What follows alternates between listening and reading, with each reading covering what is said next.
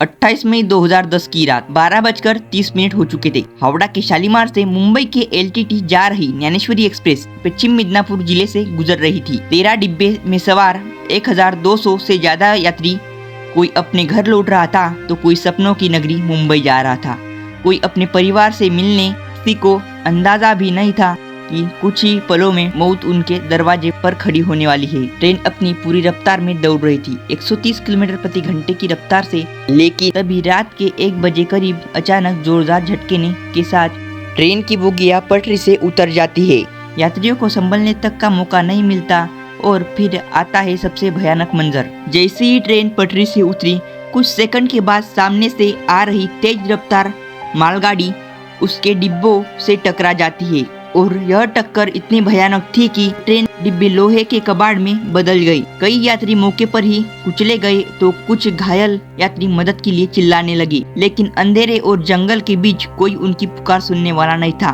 बचाव दल को सूचना देने में देरी हो गई और जब रेस्क्यू टीम सुबह घटनास्थल पर पहुंची तो वहां सिर्फ खून, लाशें और टूटे हुए डिब्बे का मलबा था। इस हादसे में कुल 150 से ज्यादा लोगों की मौत हो गई और 200 से ज्यादा लोग घायल हो गए। रेलवे के इतिहास का यह एक काला अध्याय बन गया। अब सवाल ये उठता है कि आखिर ये हादसा हुआ तो हुआ क्यों? रेलवे की शुरुआती रिपोर्ट के अनुसार यह हादसा ट्रैक में दरार की वजह से हुआ था, लेकिन जब जांच आगे बढ़ी तो चौंका देने वाले खुलासे हुए।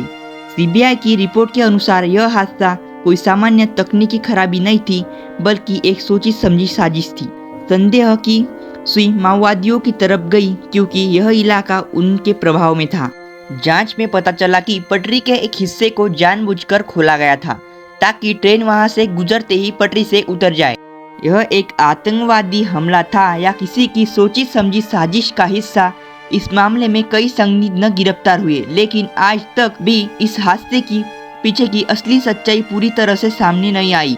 इस हादसे के बाद पूरे देश में रेलवे की सुरक्षा के ऊपर सवाल उठाए गए। अगर रेलवे ट्रैक की नियमित जांच होती, अगर वहाँ सीसीटीवी होते तो यह हादसा रोका जा सकता था। रेलवे ने इस हादसे के बाद कुछ सुधार किए, लेकिन क्या ये काफी थे? आज भी भारत भर में हर साल सैकड़ों ट्रेन हादसे होते हैं। ज्यादातर हादसे रेलवे की लापरवाही के कारण होते हैं। ज्ञानेश्वरी एक्सप्रेस हादसा सिर्फ एक दुर्घटना नहीं था, यह भारतीय रेलवे की सबसे बड़ी नाकामी का सबूत था। इस घटना से हमें क्या सीखने को मिला? क्या भारतीय रेलवे आज भी सुरक्षित है?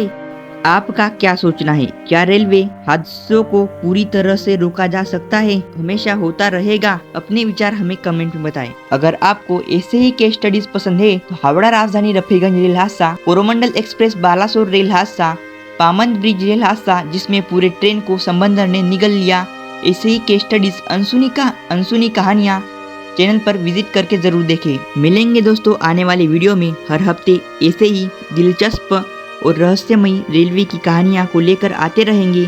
तब तक के लिए ख्याल रखेगा अपना। जय हिंद।